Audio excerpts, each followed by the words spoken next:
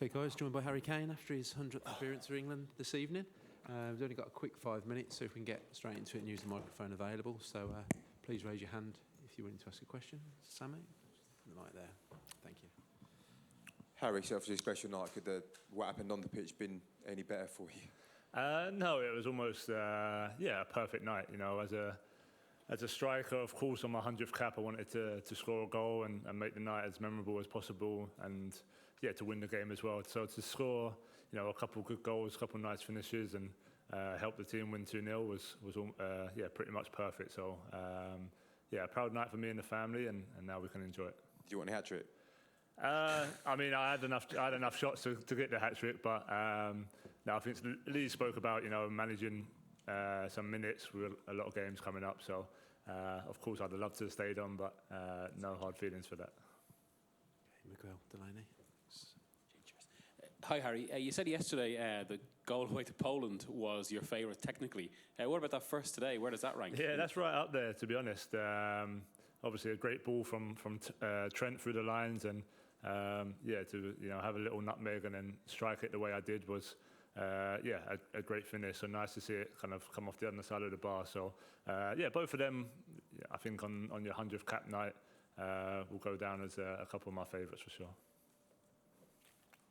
Jonathan at the end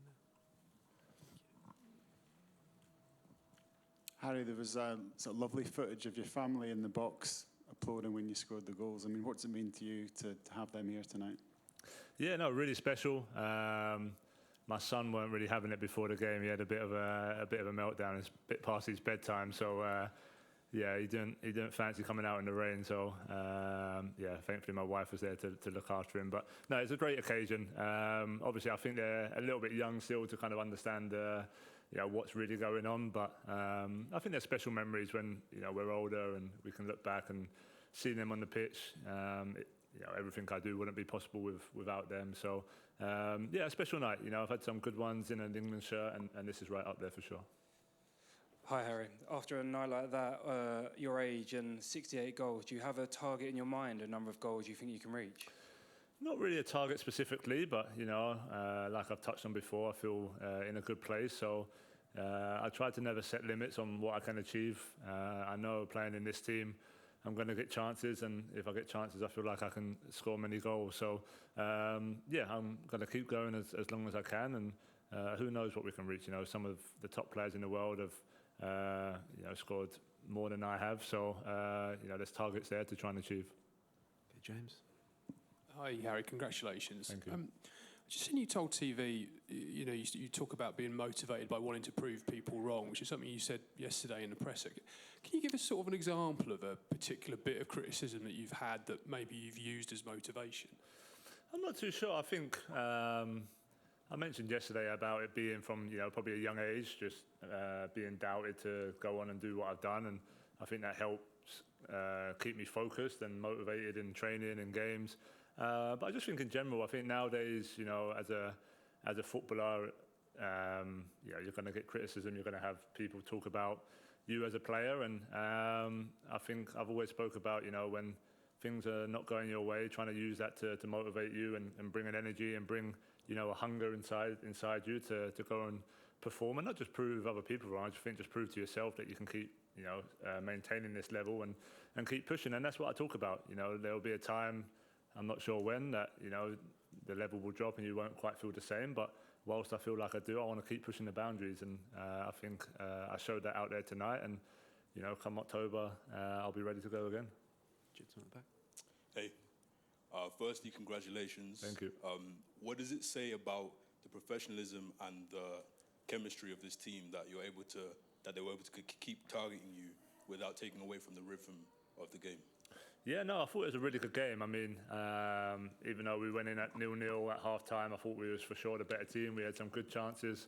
So it was just about, continuing what we've done. It was similar to the Ireland game, but obviously we scored a couple early in that game, which, made that seem a lot better than what it was. So at half-time, it was just to stay patient, keep moving the ball, keep getting into those areas, keep having forward runners and getting balls in the box. And we knew if we just kept knocking on the door, the goals would come. So, thankfully we broke kind of the deadlock at a good time in the game before it started getting to that area where the other teams just start to really camp in and make it difficult. So overall, really good performance. I think Lee's come in and done a great job, and we've played both games with a lot of freedom, and I hope that we've excited some of the England fans. John. Hi, Harry. Hi.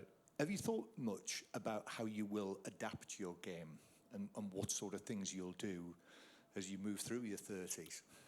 Yeah, I'm not too sure. I've spoke before, I feel like a player who can play as a number 9, play as a number 10, even areas in midfield that I like to drop into and try and hurt teams as well. So a lot of it depends on the manager you're playing with. Maybe, as you get a little bit older, you might want to drop in, but I still feel like, I can be really effective in the opposition's box with obviously my finishing and my movement. So, for the time being, it's to do the same what I've always done and to play as at 9 and 10, depending on the games. But, who knows? Maybe later on in my 30s, a manager might want me to drop a little deeper and use my passing to hurt teams. But, for now, I'm still scoring the goals I need to score to be a good number 9. And last one here. If you could take yourself back to your early days, back to your loan at Millwall when you were winning awards, or back to your loans at Leicester City and Norwich, etc. If you could talk to yourself back at that time and tell you about what you would have achieved at this point and about this day, what would you be saying? What would those highlights be?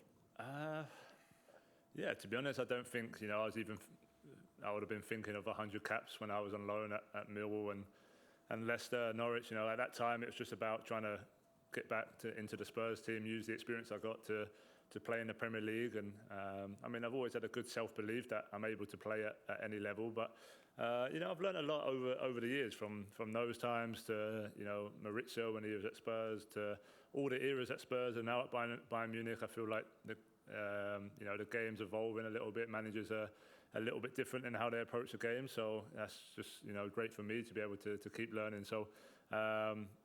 I would have for sure been proud if I knew I was going to reach 100 caps. But, like I always say, hopefully 101 and 102 in October and a couple more goals as well. Okay, thanks everyone. Cheers, guys. Thank you.